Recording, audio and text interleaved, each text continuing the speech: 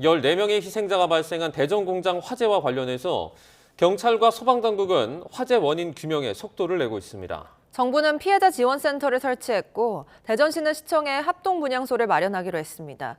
현장에 취재기자 나가 있습니다. 오승훈 기자. 네, 대전공장 화재 현장에 나와 있습니다. 네, 이제 화재 원인 규명에 속도를 내고 있다고요? 네, 실종됐던 희생자 14명이 모두 수습되면서 경찰과 소방당국은 화재 원인 규명에 나섰습니다. 경찰 과학수사대원과 소방화재조사반원은 어제 이곳에서 함께 현장을 둘러보기도 했는데요. 경찰은 화재 원인을 밝히기 위해 광역수사대와 또 과학수사팀 130명이 넘는 인원으로 전담 수사팀을 꾸렸습니다.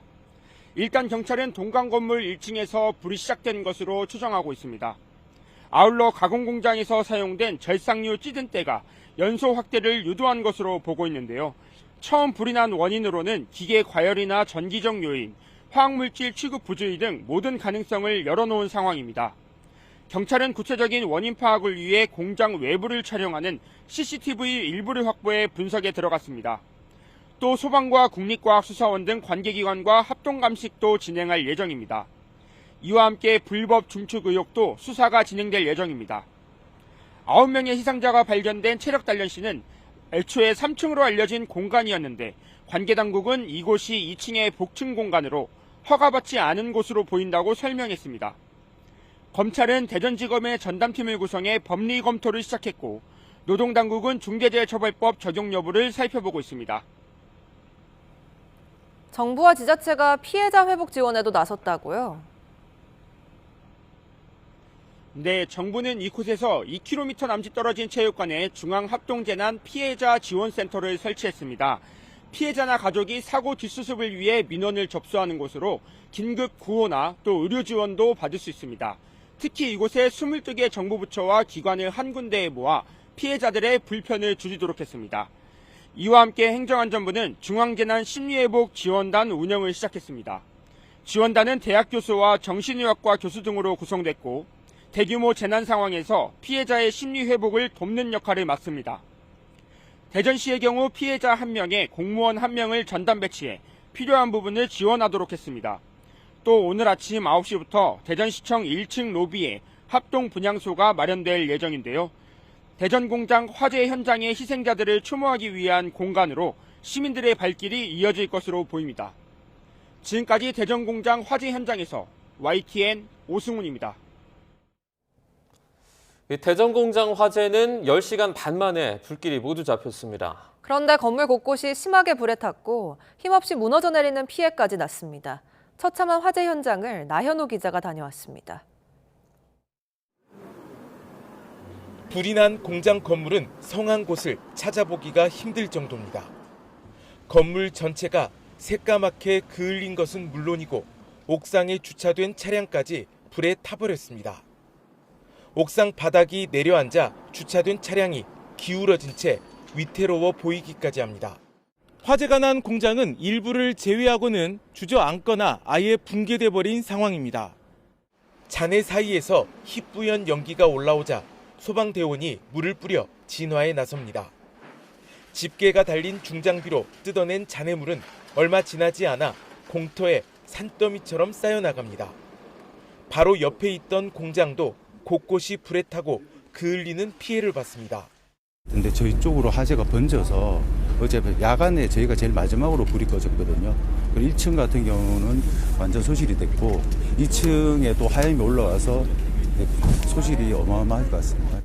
경찰과 소방당국은 현장 안전을 확보하는 대로 정밀 감식에 들어갈 예정입니다. 하지만 건물 추가 붕괴 위험이 여전해 정확한 화재 원인 규명과 피해 복구까지는 상당한 시일이 걸릴 것으로 보입니다. YTN 나연호입니다. 이번 화재는 손 쓸 틈도 없이 불이 크게 번지면서 대규모 사상자가 나왔습니다. 자동차 부품 제작 공정에서 공장 건물 곳곳에 튄 가연성 물질이 오랫동안 쌓여 불을 키웠다는 지적입니다. 김종호 기자가 보도합니다. 공장 건물 한가운데가 완전히 주저앉았습니다. 바로 옆 건물은 옥상 주차장이 마치 녹아내린 것처럼 위태로운 모습입니다. 옆에서 보면 건물은 뼈대만 남았습니다. 손쓸 틈도 없이 크고 빠르게 번진 화염. 화재 초기 소방이 에어매트를 설치하기도 전에 불길이 번지면서 공장 직원들은 창문 등을 통해 빠져나오다 떨어지면서 심하게 다치기도 했습니다. 아직 불이 왜 시작됐는지는 확인되지 않았지만 불길이 순식간에 번진 이유는 가연성 물질이 많았던 탓입니다. 구체적으로는 자동차 부품 생산 과정에서 쓴 가연성 물질이 공장 내부 곳곳으로 튀었는데 제대로 청소가 되지 않았던 것으로 추정됩니다. 가공 공정에 사용되는 절삭류로 이런 기름때 같은 게 천정이나 이런 데에 그냥 찌렀다고 할까요? 이렇게 많이 묻어있는 그런 상태였었습니다. 경찰은 1층 집진 설비 쪽에서 불꽃을 봤다는 공장 관계자 진술을 확보했습니다. 경찰은 관계기관 합동감식 등을 통해 화재 원인과 인명피해가 컸던 이유 등을 규명한다는 방침입니다. YTN 김종호입니다. 대전 공장 화재는 지난 2024년 23명이 숨지고 8명이 다쳤던 아리셀 화재를 떠올리게 합니다. 위험 물질 탓에 진화가 늦어졌고 빠르게 번진 유독가스로 대피가 어려웠던 점 등이 판박입니다. 최기성 기자입니다. 대전 자동차 부품 제조 공장 화재 불길을 완전히 잡는 데 걸린 시간은 10시간 30분입니다. 재작년 6월 경기도 화성의 리튬전지 제조업체 아리셀 공장에서 난 불을 끄는데도 22시간이 걸렸습니다. 두 화재 모두 물로 끄기 어려운 위험물질이 문제였습니다. 대전에선 물과 접촉하면 폭발 위험이 큰 나트륨이 아리셀 때도 리튬 배터리가 불길을 키우며 진압에 걸림돌이 됐습니다. 이게 엄청나게 위험한 물질이라는 걸 우리가 이제 알아야 되겠고요. 초기에 이렇게 폭발적인 연소로 피난도 장애가 생길 정도로 했을 때 이런 위험 물질의 그 영향이 컸다고 봅니다. 구조물 붕괴 위험에 수색 작업이 속도를 내지 못한 점도 비슷합니다. 장시간 열을 받아 철근 빔이 완전히 붕괴되어 그 밑에 깔려있는 상황에서 유해를 수습하는 데 시간이 다소 소요되었습니다. 붕괴될 우려가 있기 때문에 안전진단을 좀 받아봐야 됩니다. 그래서 안전진단 어느 부분서부터 철거를 할지 결정이 되면 그 부분서 철거를 하면서 수색도 같이 할 그런 계획입니다. 유독가스도 피해를 키웠습니다.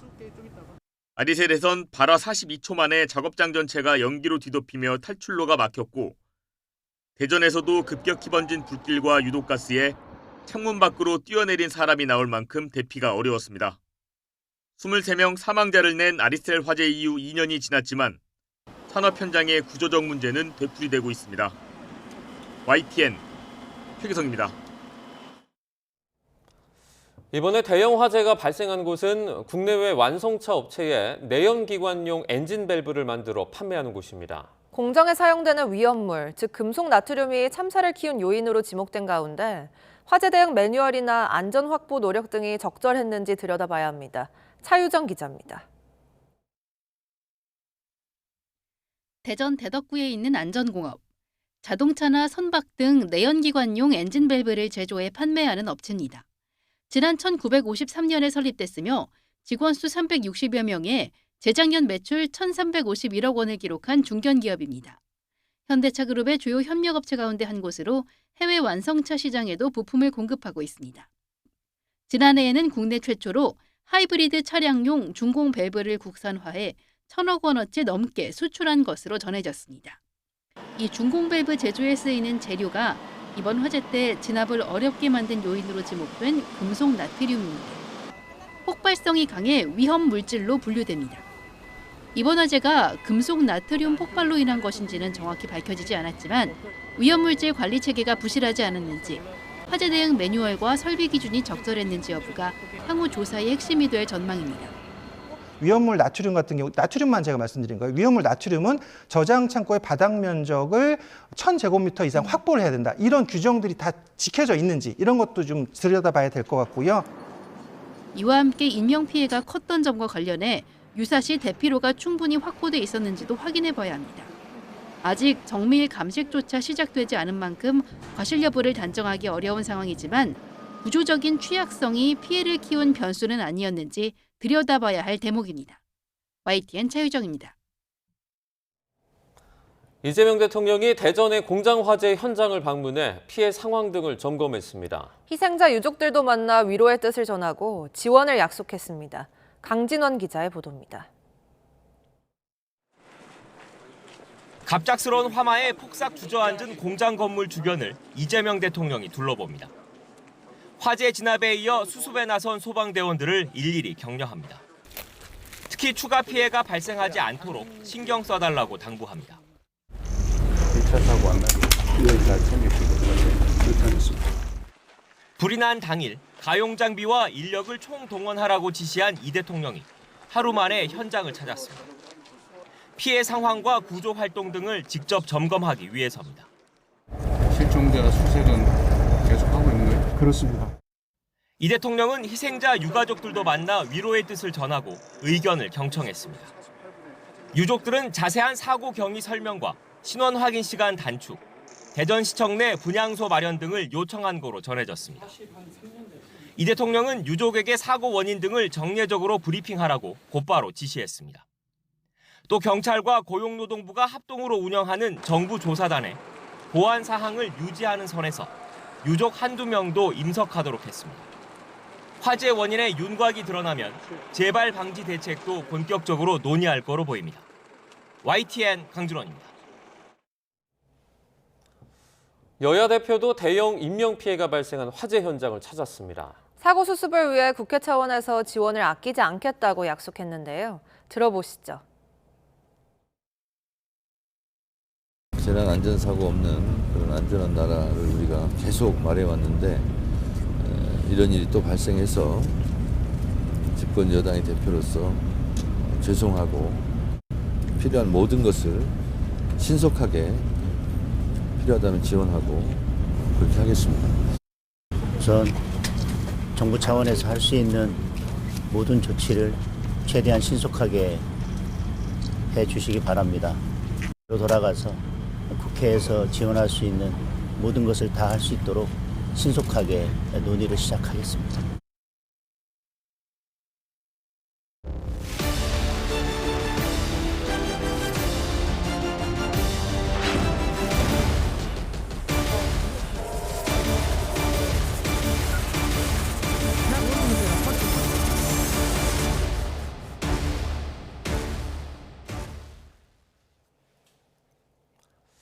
네, 이번엔 중동 사태 전해드립니다. 미군이 함정 130척 등 8,000개 이상의 목표물을 타격했고 지하 미사일 시설을 파괴해 이란의 호르무즈 해협 위협 능력이 약화했다고 밝혔습니다.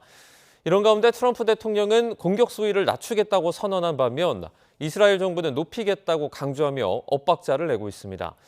뉴욕 연결해서 자세한 소식 알아보겠습니다. 이승윤 특파원, 이 미군이 호르무즈 해협을 위협하는 이란의 군사력을 약화시켰다라고 발표했죠? 네, 그렇습니다. 중동 지역 미군을 관할하는 미 중부사령부 브래드 쿠퍼 사령관은 22일째로 접어든 이란 전쟁과 관련해 호르무즈 해협 인근 이란 해안선에 위치한 지하 미사일 시설 등을 타격했다고 밝혔습니다. 이어 해당 미사일 시설이 국제 해운을 위협하는 대함 순항 미사일과 이동식 미사일 발사대 다른 장비를 은밀히 저장하는 데 사용돼 왔다고 설명했습니다. 또 선박 이동을 감시하는 데 사용되던 정보 지원 시설과 미사일 레이더 중계 시설도 역시 파괴했다고 말했습니다. 그 결과 호르무즈 해협과 그 주변에서 항행의 자유를 위협할 수 있는 이란의 능력은 약화했다고 강조했습니다. 또 중동 협력 국가들과 함께 이란 드론 공격 수천 건을 방어했다면서 호르무즈 해협에서 자유로운 상업 활동을 방해하는 이란의 수십 년간의 위협을 해체하는 데 집중하고 있다고 말했습니다. 이와 함께 이란 함정 130척을 포함해 8,000개 이상의 군사 목표물을 타격했으며 이는 2차 대전 이후 3주간 이루어진 해군 전력 파괴 규모 가운데 가장 큰 수준이라고 강조했는데요. 쿠퍼 사령관의 브리핑을 직접 들어보시죠. Iran has lost significant combat capability over the last 3 weeks. We are taking out thousands of Iranian missiles, advanced attack drones, and all of Iran's navy, which they use to harass international shipping. 그런데 이런 상황에서 이란 공격의 양대 축이잖아요. 이 미국과 이스라엘 간의 전쟁 목표가 엇박자를 낸다고요? 네, 그렇습니다. 이스라엘 카츠 국방장관이 이번 주 미군과 합동으로 이란에 대한 공격 수위를 대폭 끌어올리겠다고 선언했습니다. 이어 이란 정권의 지휘부를 무력화하고 전략적 역량을 저지하기 위해 공세를 지속하기로 결정했다고 말했는데요. 또 이스라엘과 영내 미국의 이해관계에 대한 모든 안보 위협이 제거될 때까지 멈추지 않을 것이라고 강조했습니다. 반면 트럼프 대통령은 3주간 이어진 이란 전쟁과 관련해 점진적인 축소를 검토하고 있다고 밝히면서 이스라엘과 명확한 핵 온도차를 보였습니다. 그 이후로 이 군사적 목표 달성에 매우 근접하고 있다는 점을 내세워서 이스라엘과의 견해차를 다시 한번 드러냈습니다. 해당 군사적 목표는 이란의 미사일 능력 무력화, 방위산업 기반 파괴, 해군군 무력화, 핵 능력 원천 차단, 중동 동맹국 보호 등 5가지입니다. 이스라엘의 목표와는 상당히 좀 차이가 있어 보이죠. 점진적 축소는 이 군사 작전을 즉각 종료한다는 의미이기보다는 이 작전 규모를 단기적으로 줄이면서 이 마무리 수순에 들어가는 상황에서 사용할 수 있는 표현입니다. 이는 향후 승리 선언과 함께 작전을 마무리하는 출구 전략을 염두에 둔 게 아니냐는 관측이 나오고 있습니다. 트럼프 대통령이 호르무즈 해협을 이용하는 국가가 이 경비하고 관리해야 한다면서 한국과 중국, 인도 등 일본 등 이 호르무즈 의존도가 높은 국가들의 역할을 강조한 것도 같은 흐름에서 해석해 볼 수 있습니다. 미국이 자신들의 병력 희생 위험 등 이 부담을 줄이는 동시에 해협의 항행 안전 보장 책임을 다른 국가들에 분담시키려는 구상으로 군사작전 축소 가능성과 맞물린 그런 발언이 아니냐는 분석입니다. 지금까지 뉴욕에서 YTN 이승윤입니다. 이란이 인도양에 위치한 미영합동 군사기지를 향해 미사일 2발을 발사했습니다. 중동 지역을 넘어선 첫 공격인데 이란 매체는 적들을 위협하는 중대한 시도라고 자평했습니다. 박영진 기자입니다. 연일 이스라엘을 향해 미사일 공격을 퍼붓고 있는 이란. 중동 지역을 넘어 인도양에 위치한 미영 합동 군사기지인 디에고 가르시아를 향해서도 탄도미사일 2발을 발사했다고 이란 메흐르 통신이 현지 시간 21일 보도했습니다. 그러면서 이란 미사일의 사정거리가 적들이 이전에 상상했던 범위를 넘어섰음을 보여주는 중대한 조치라고 평가했습니다. 디에고 가르시아는 미군이 폭격기와 핵 잠수함, 유도미사일 구축함을 주둔시키는 전략적 거점으로 이란에서 약 4,000km 떨어져 있습니다. 아바스 아라그치 이란 외무장관은 지난달 미사일 사거리를 2,000km로 제한해왔다고 밝혔는데 이번 미사일은 이란이 더 먼 곳까지 타격할 수 있음을 보여준 것입니다. 미 월스트리트 저널도 미사일이 기지에 명중하진 않았지만 이번 발사는 이란이 중거리 탄도미사일을 실전 배치한 첫 사례였다면서 중동 지역을 훨씬 넘어 미국을 위협하려는 중대한 시도였다고 평가했습니다. 이란군은 전 세계 어디에도 적들에게 안전한 곳은 없다며 위협을 이어갔습니다. This is a threat that analysts have been warning about, that Iran could return to using militant attacks abroad in areas anywhere in the world to try to advance its goals in coming out on top in this war. 한편 중동 지역 미군 기지들이 이란의 공격으로 최소 8억 달러, 우리 돈 1조 2천억 원 규모의 피해를 봤다는 분석도 나왔습니다. YTN 박영진입니다. 이란이 4,000km나 떨어진 인도양의 영국과 미국 기지를 향해서 탄도미사일을 발사한 가운데 일부 전문가들은 우주 발사체를 활용해 사거리를 늘렸을 가능성이 있다고 분석했습니다. 영국 합동군사연구소 측은 AP통신과의 인터뷰에서 이란이 개발한 시모르그 우주 발사체를 활용하면 종말 단계의 정확도를 희생하는 대신 사거리를 연장할 수 있다고 설명했습니다. 시모르그는 이란 우주국이 개발한 2단 액체 연료 추진 방식의 위성 발사체입니다. 이란과 이스라엘 전쟁이 4주째로 접어들면서 이제는 종교 성지까지 위협을 받고 있습니다. 예루살렘 구시가지에 미사일 파편이 떨어졌고 이란군은 전 세계 관광지에서 요인 암살 작전을 펼치겠다고 위협했습니다. 요르단 암만에서 권준기 특파원입니다. 예루살렘 구시가 언덕을 때린 검은 연기가 성벽까지 덮칩니다. 유대교 성지인 통곡의 벽과 바위의 도무로 향하는 길목에 미사일 파편이 떨어진 겁니다. 유대인들의 고대 성전이자 이슬람교 창시자 무함마드가 승천한 알 아크사 성지에서 500m도 채 떨어지지 않은 곳입니다. I saw a cannonball just falling above me, and it fell about 200 meters west of me, and heard a real big explosion. 대문 앞에 내리꽂히는 불덩어리. 이스라엘과 국경을 맞댄 요르단 암만에서도 미사일 파편이 덮쳤습니다.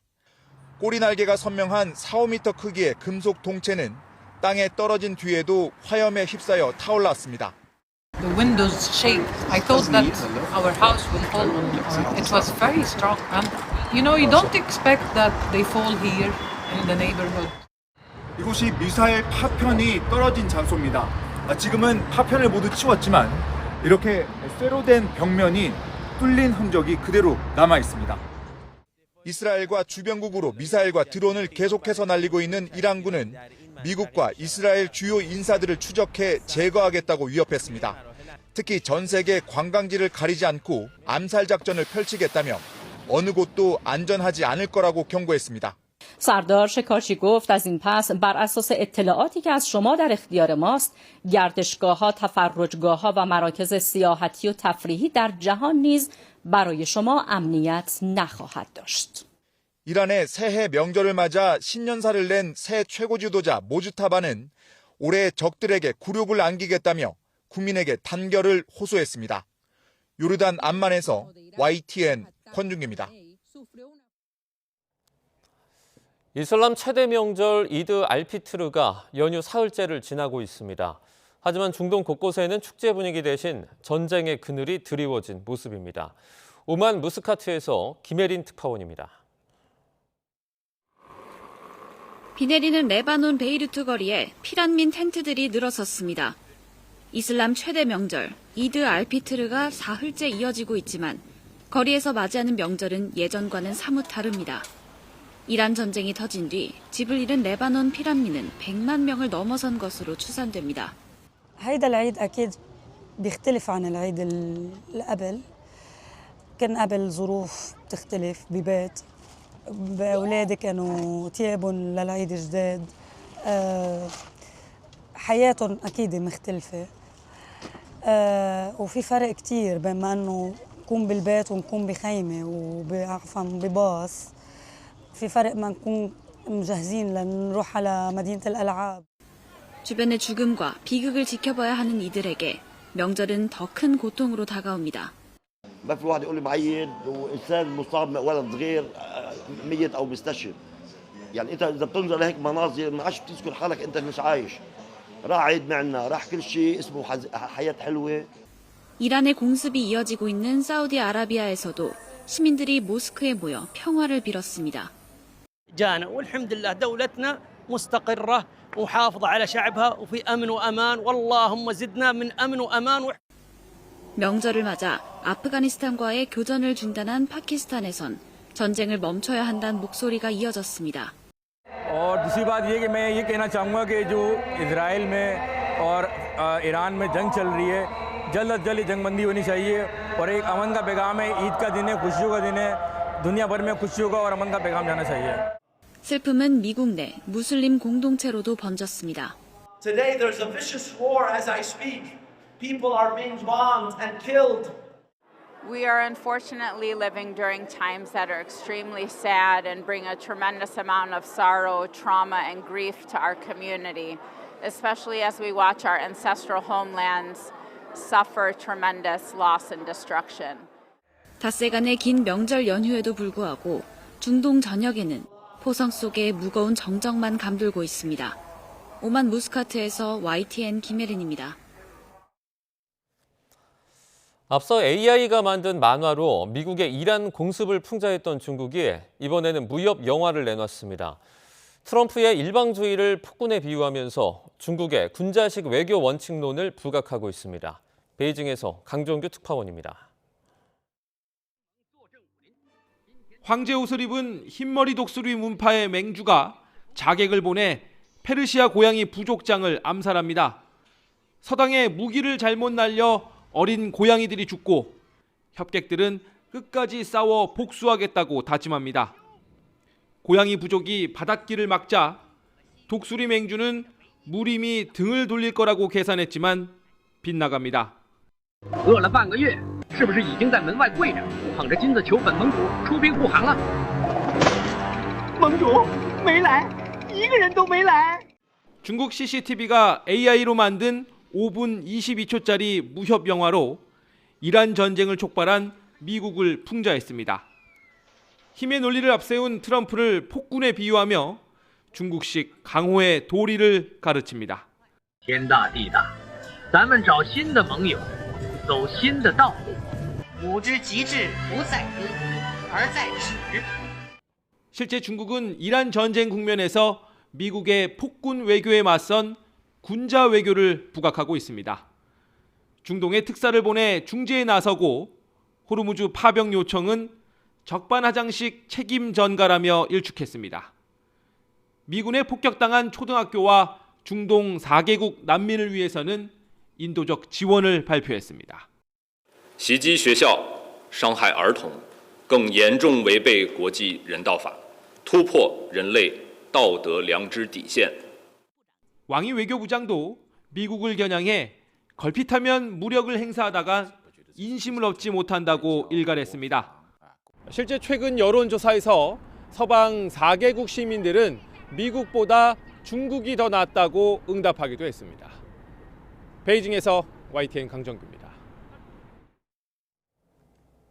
이란 외무장관이 일본 선박의 호르무즈 해협 통과와 관련해 일본 측과 협의하고 있다고 공개했습니다. 우리 선박 20여 척도 고립이 장기화하고 있는데요. 정부는 이란을 포함한 관련국들과 소통하고 있다고 밝혔습니다. 홍선기 기자가 보도합니다. 아바스 아라그치 이란 외무장관은 일본 선박의 호르무즈 통과와 관련해 일본 정부와 협의하고 있다고 밝혔습니다.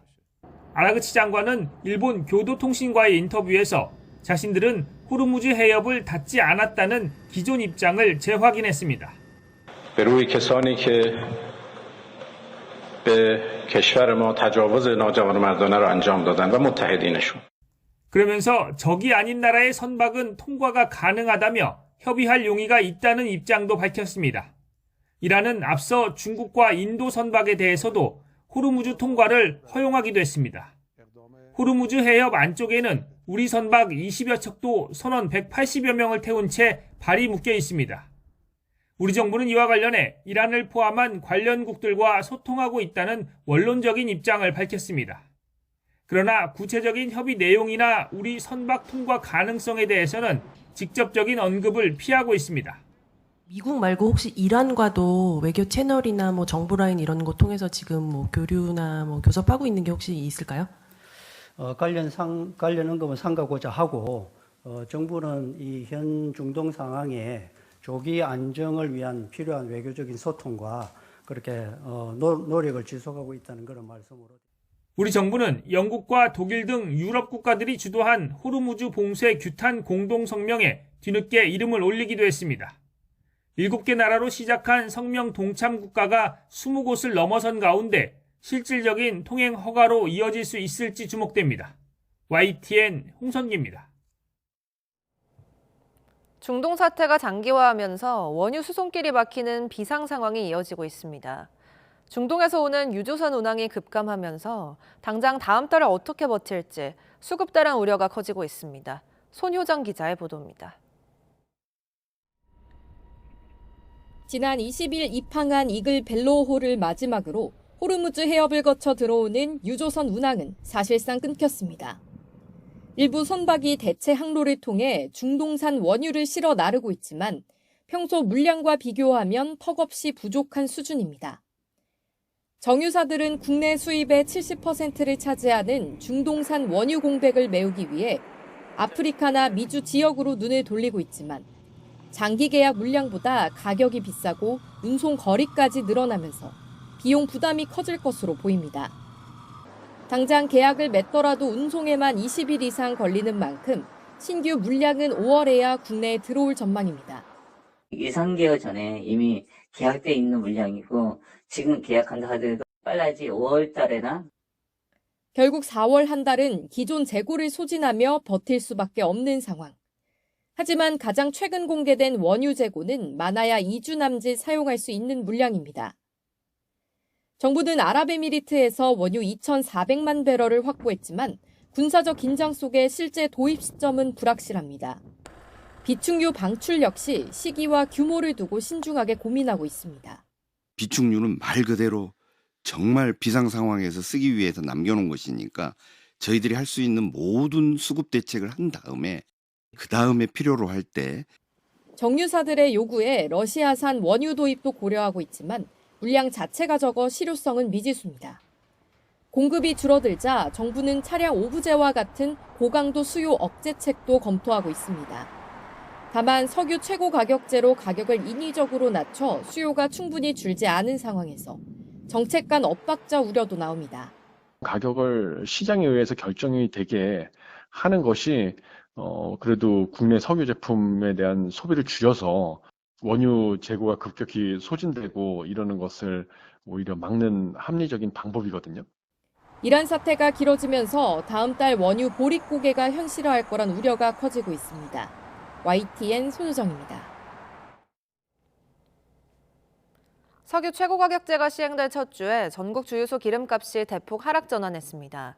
한국석유공사 유가정보 시스템 오피넷을 보면 3월 셋째 주 전국 주유소 휘발유 평균 판매가는 지난주보다 리터당 72.3원 내린 1,829.3원으로 나타났습니다.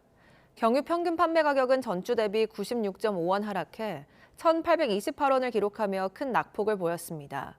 가격이 가장 높은 서울의 휘발유 값은 전주보다 85.4원 하락한 1,865.4원, 가격이 가장 낮은 대전은 114원 내린 1,804.9원으로 집계됐습니다.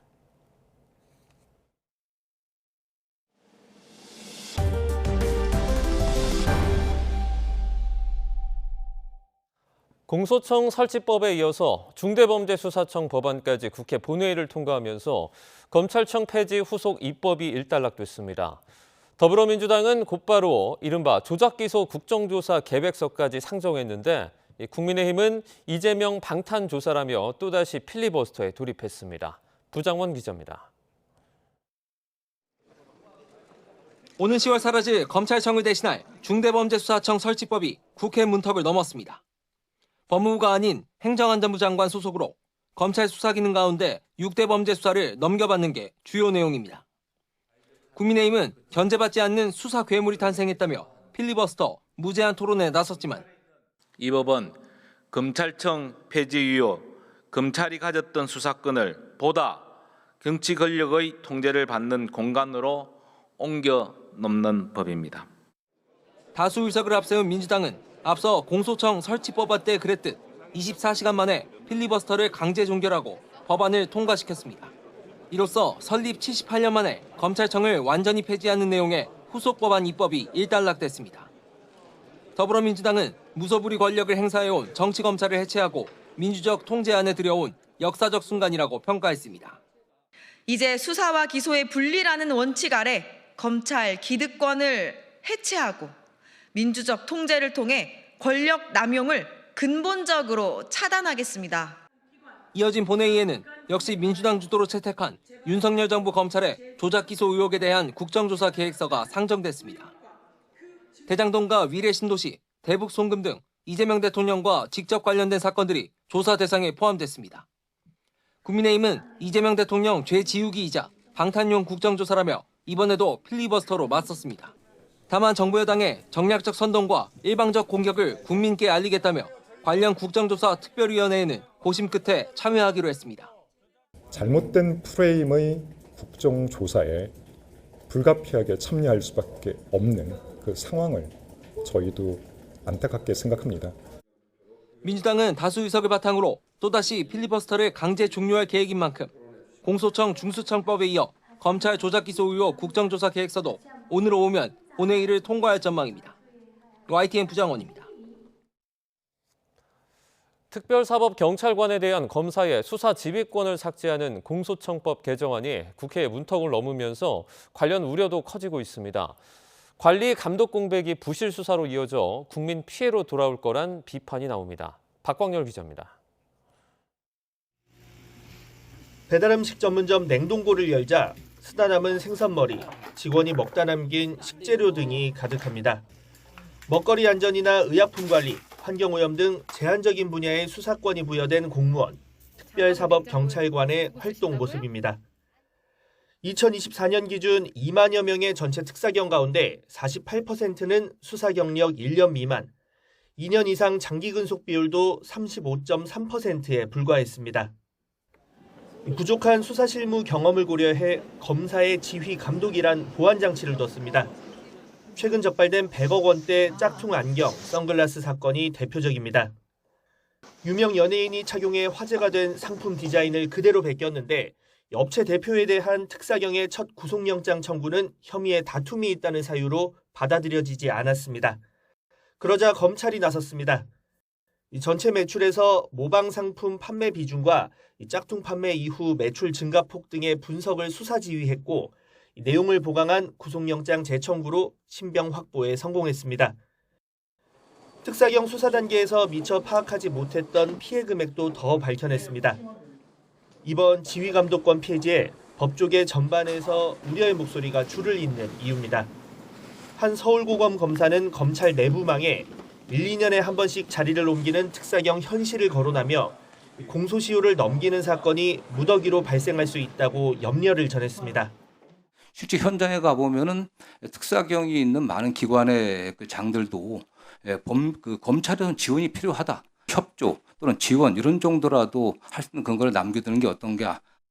여기에 주요 범죄를 다루는 중수청 소속 수사관이 수사를 시작하면 공소청 검사에 통보하는 조항이 삭제된 점도 논란입니다.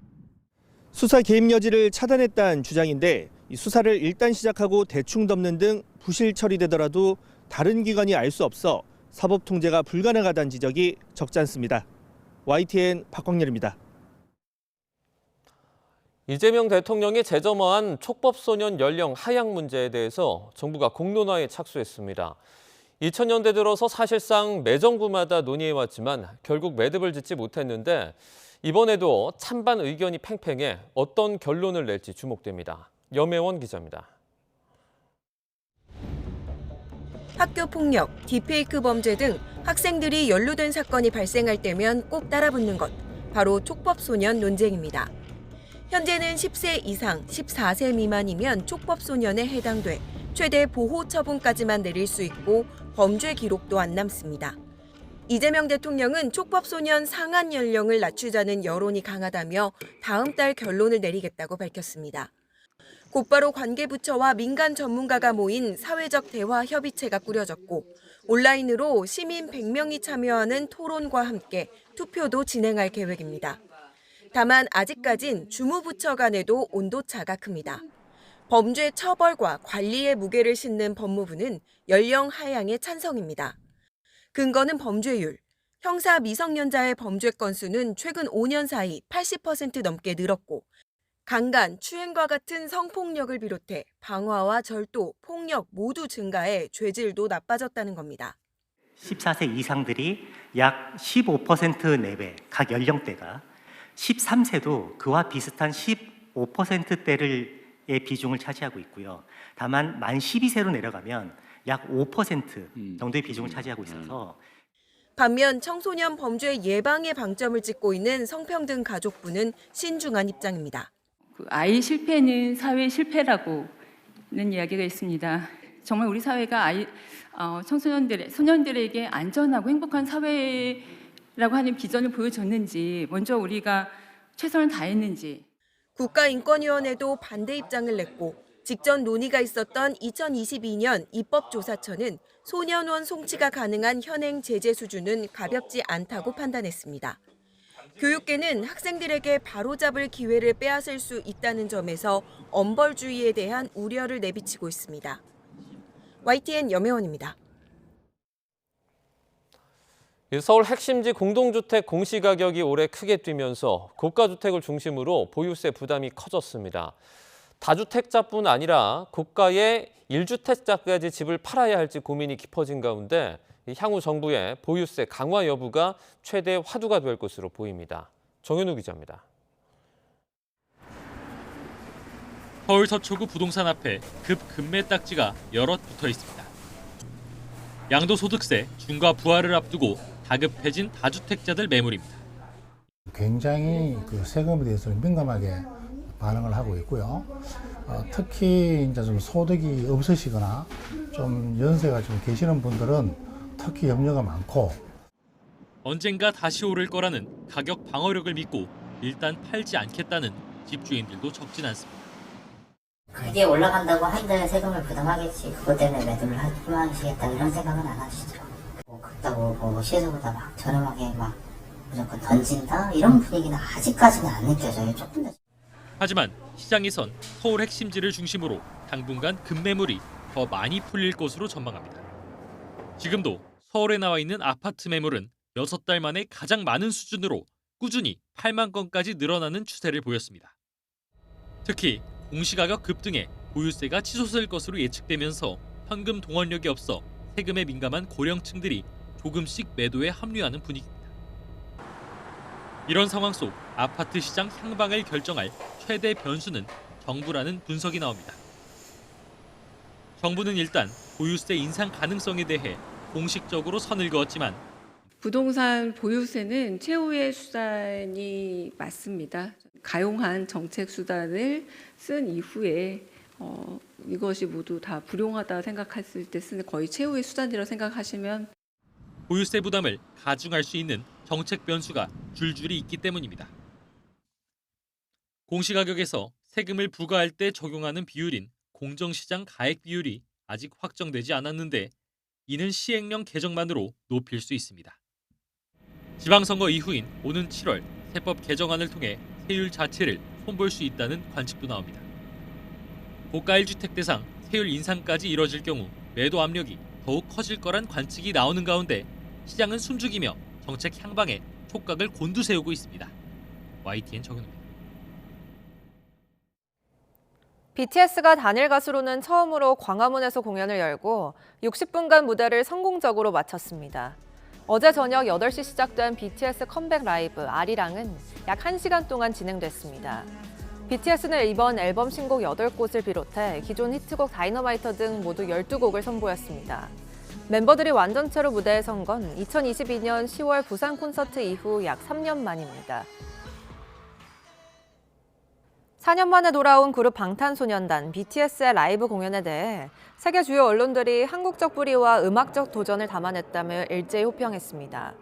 뉴욕타임스는 복귀 실황 공연을 소개하는 기사에서 서울의 역사적 중심부에서 펼쳐진 이번 공연은 한국 소프트 파워의 핵심 동력인 BTS의 웅장한 귀환이었다고 평가했습니다. 미국의 음악 전문지 롤링스톤은 이번 블록버스터급 귀환을 통해 세계 최대 밴드 BTS는 그룹의 정체성과 한국적 뿌리를 강조하면서도 음악을 모험적이고 새로운 영토로 밀어붙였다라고 호평했습니다. CNN 방송은 1억 명 이상의 미국인이 보는 슈퍼볼 하프타임쇼 등 대형 행사 연출로 유명한 해미시 해밀턴이 공연 총 연출을 맡은 것은 이번 공연의 규모를 가늠하게 한다고 보도했습니다. 미국 공영방송 NPR은 새 앨범을 소개하며 장르 경계를 넘어선 BTS의 음악은 한국 대중음악의 궁극적 실현이면서 민족적 자부심의 구현이라고도 할 수 있다라고 소개했습니다. 영국 BBC는 이번 공연이 14세기 왕궁으로 들어가는 관문인 광화문 광장에서 열렸다면서 이것은 마치 BTS에 헌정된 사원에 들어가는 것과 같은 느낌을 줬다고 현장 분위기를 전했습니다. 어제 저녁 BTS가 광화문에서 3년여 만에 완전체로 컴백해 성공적으로 무대를 마무리했습니다. 기다렸던 BTS를 만난 외국인 팬덤, 아미들은 여운을 즐기러 이태원 등 번화가를 찾기도 했는데요. 다행히 큰 혼잡은 없었습니다. 유서연 기자가 보도합니다. 늦은 저녁 서울 이태원 거리. 일본에서 온 아미 케이코와 키미 씨 손에는 방탄소년단 굿즈가 들려 있습니다. 광화문 광장에서 열린 방탄소년단의 컴백 공연 관람을 마치고 곧바로 이태원 번화가로 자리를 옮겼습니다. 정국이가 ご飯食べにいつもイテウォンに行ってるので、そのお店に行きたいと思います。 중국인 아미도 멤버 정국이 갔던 고깃집을 성지순례하기 위해 이태원을 찾았습니다. 因为我们就是有几个人想一起去打卡田九国吃的那个烤肉。 기다렸던 만큼 더 쏜살같이 지나간 1시간. 아쉬운 마음을 안고 숙소로 돌아가는 팬들도 있었습니다. 我觉觉得演出特别好，然后感觉特别的开心，然后就是过得特别快，感觉没有看够。 앞서 경찰은 방탄소년단 공연 관람객들이 바로 귀가하지 않고 인근 명소를 방문할 수 있다고 보고 미리 대비에 나섰습니다. 서울 이태원역 사거리 주변으로는 펜스를 쳤고 공연이 끝나는 시각에 맞춰 이태원, 홍대, 성수 등 번화가 곳곳에 미리 경력을 배치했습니다. 다만 예상보다 공연에 몰린 인파가 크게 적었던 상황. 구청 직원들까지 대거 투입돼 바짝 긴장했는데 다행히 늦은 밤까지 별다른 혼잡은 없었습니다. YTN 유서연입니다.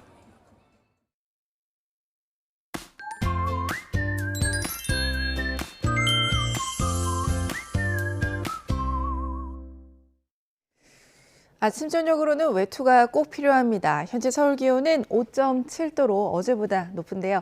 낮에는 17도까지 올라서 따뜻하겠습니다.